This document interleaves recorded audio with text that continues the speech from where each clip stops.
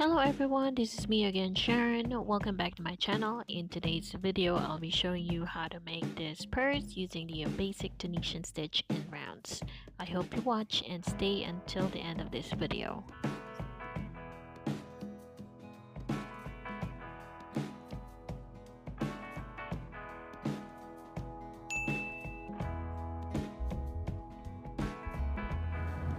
First of all, let me just talk to you about Tunisian stitches. So when you work in rows, you may use a regular hook, like the regular aluminum ones, the single hook, or the double-ended one. It's okay, but you can only hold very few stitches on this particular crochet hook.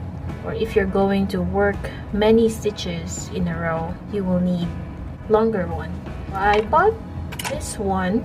This cost me 60 pesos at Hunger Market in Baguio City. And then I found out that you can actually buy a set of, I think, 8 to 12 pieces, and you can only buy that for 200 pesos, which is cheaper compared to when you're going to buy individually for 60 pesos. So that would amount to about around 600 pesos for or more for a set, right? If you're looking for one, you can buy on Shopee, and I will add the link in the description box just in case you would like to buy a set so that you will have this one in different sizes. Now of course, if say for example you want a bigger project, so this may not be enough to hold many stitches in a row, and you can use the one in set. So this one I bought on Shopee, and it's a set. It has 12 sizes, so from the smallest one, which is 3mm, and then the biggest one is the I think 10mm. These are 12 pieces, and it's quite long. If you're planning to make a blanket, you will be working in a Tunisian stitch in rows, you will need this one. I think the size of this is about 40 inches. If you're practicing Tunisian stitch in rounds, you may opt to buy a double-ended hook, but the difference is when you work a Tunisian stitch in rounds, it has to be of the same size. So this one, both ends have different sizes. So we have a special hook that we're gonna use to work a Tunisian stitch in rounds. So this is the Susan Bates double-ended Tunisian hook. You will see that they both have the same size of hook. So when you are going to work Tunisian stitches in rounds, this is what you should have. Now there are also some Tunisian hooks that are longer than this, just in case you want to make an infinity scarf. I have bought this one, and the brand is Pony, and as you can see, there's a cable in between, and these two hooks have the same size.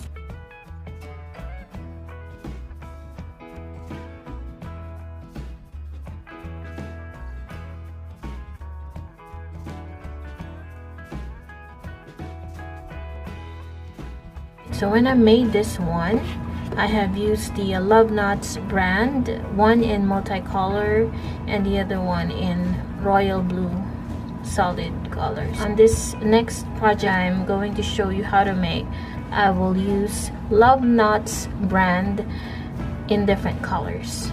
So this is the yarns that I'm going to use for my next pouch. I'm going to use this as my main color, which is the similar to the solid color that you see in here. I will start by making a slip knot,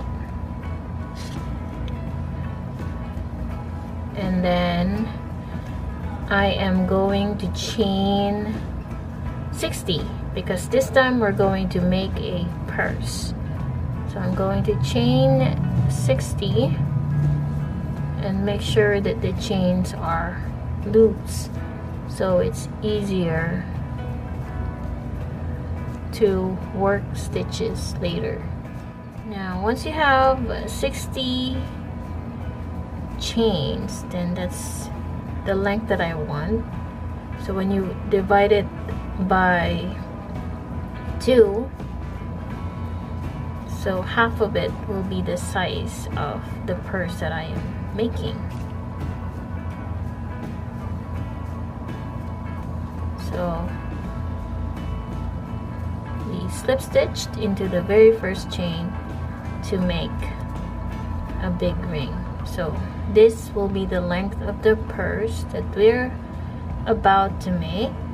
Now if you're going to turn this one into a phone pouch, then you have to chain just 30 to make half of it. So I chained 30 on this one. So the next thing that we're gonna do after chaining 60, so this one counts as our first stitch, just like in knitting. We're going to insert the hook into the next stitch, grab a loop, and then you have 2 loops.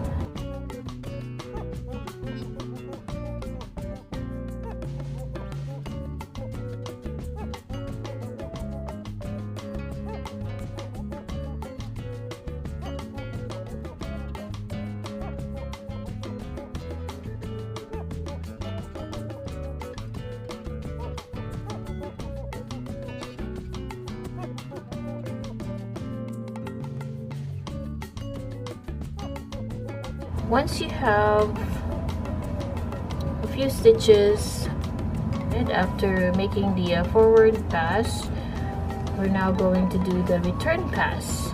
So for the return pass, we will just slide these loops into the other end to do the return pass.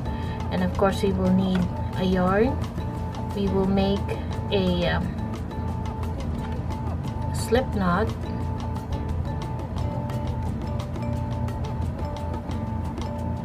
and then what we're going to do next is we're going to yarn over and then pull through 2 loops.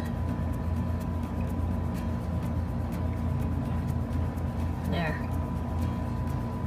So yarn over and pull through 2 at a time.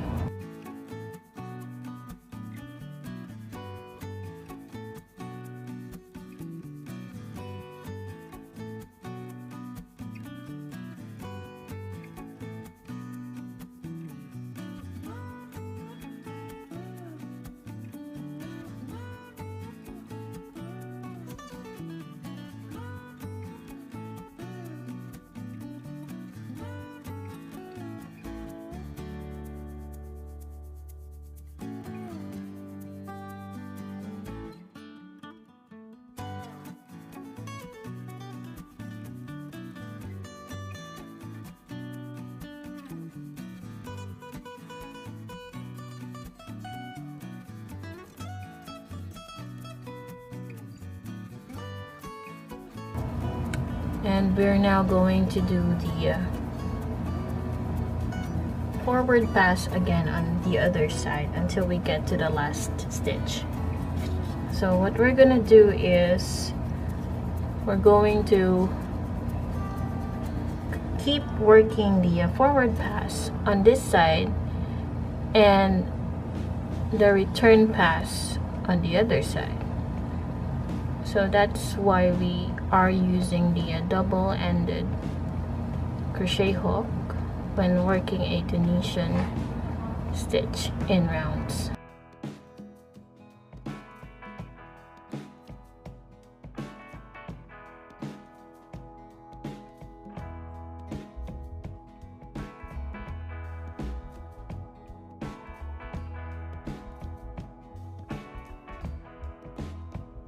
Alright, so once you have enough loops on this side, now we're going to turn it and then we're going to do the return pass.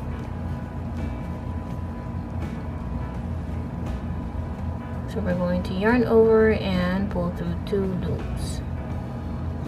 So we will just do that until we get to the last stitch of this round.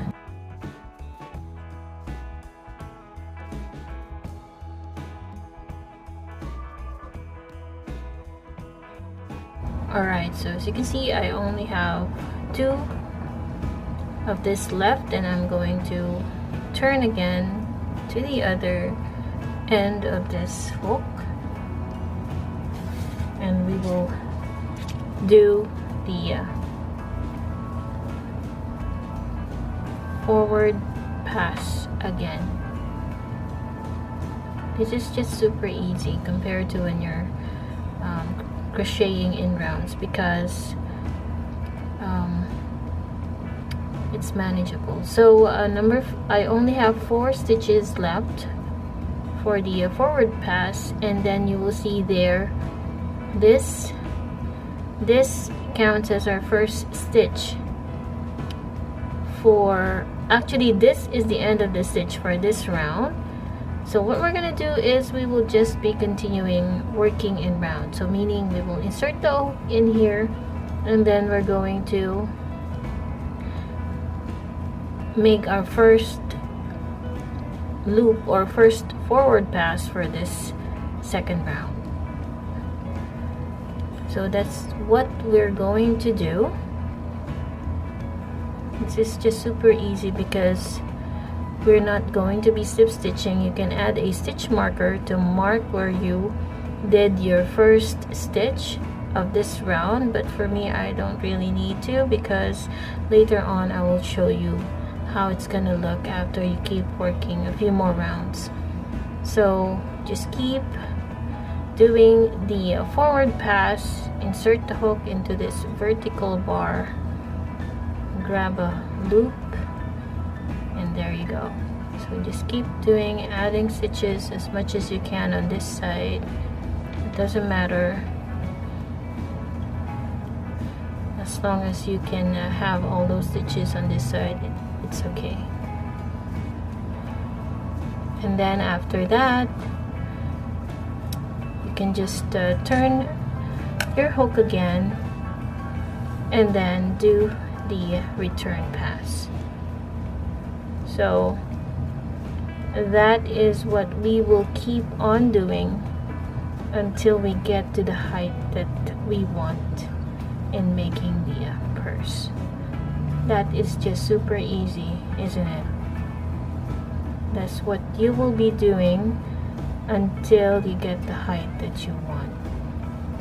So pulling through 2 loops at a time, and once you have a few stitches left, then you can just turn the hook again to the other side and then do the forward pass on this side. So at first it could be a bit confusing, but once you get the hang of it, it will just be very easy for you to work the stitches, because all you need to do is to turn the hook whenever you do the forward pass, and then use the other end of the hook to do the return pass. So that's how easy it is. So I'll show you in the next clip of how it will look like after you keep working basic Tunisian stitches in rounds.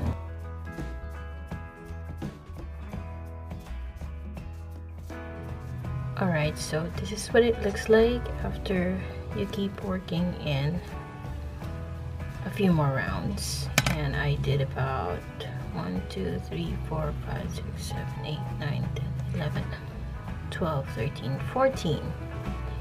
And then when you get to the right height, all you need to do is follow this particular end of this yarn.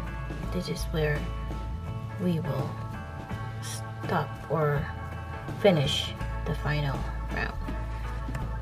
So this will be my final stitch. As you can see, it is along these lines of where I started my first round. So what I'm going to do next is I'm going to turn this one so that I can do my final return pass. So you pull through 2 loops every time.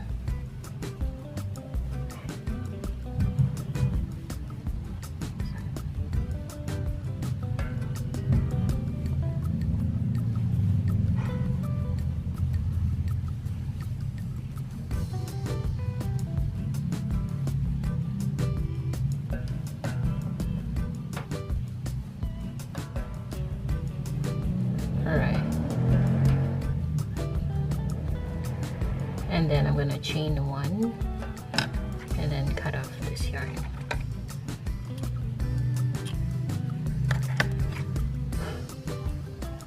Now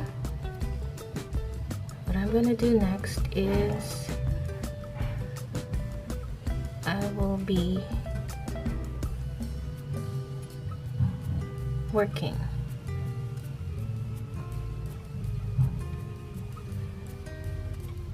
forward pass, but instead of when you have 2 loops, you're gonna go work a slip stitch into the next stitch. So let me do it again.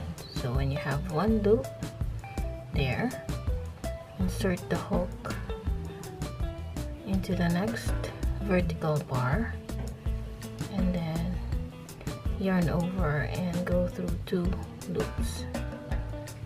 So that's how you bind off or finish the final round. So we're just going to do that until we get back around.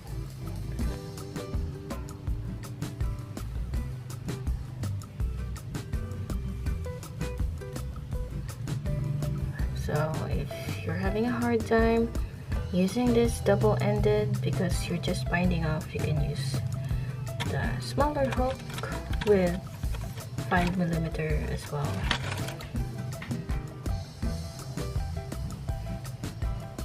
I can use this one. It's also 5mm there. By the way, this hook is a Japan brand. This is, I think, a Clover Classic, and if you're looking for a high quality, very affordable hook, then you can check your nearest Japan surplus store, because usually they sell this one at a very cheap price. Usually they ranges from 10 pesos to 50, like that, or probably less than that. So I will just keep slip stitching until I get back around. Alright, so now I'm into my last stitch. This is actually my last stitch, but we're going to make an invisible join. So what I'm gonna do next is I'm gonna leave about 5 inches, and then I'm gonna get the needle